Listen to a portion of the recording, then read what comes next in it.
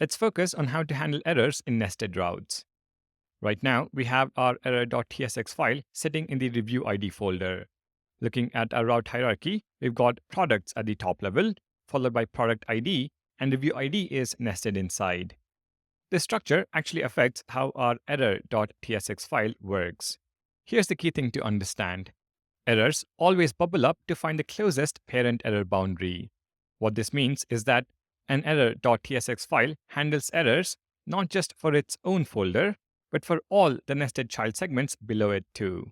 By strategically placing error.tsx files at different levels in your route folders, you can control exactly how detailed your error handling gets.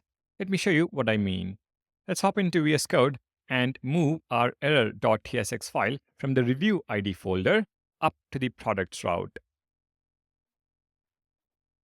When we refresh the browser and trigger an error, we will see the same error message, error loading review. But there is a crucial difference. This time, the entire products route gets replaced by what is in error.tsx file. That is because the error from page.tsx in the review ID folder bubbles up until it finds the nearest error boundary, which is now in the products folder. But watch what happens when we move the file back to the review ID folder and refresh.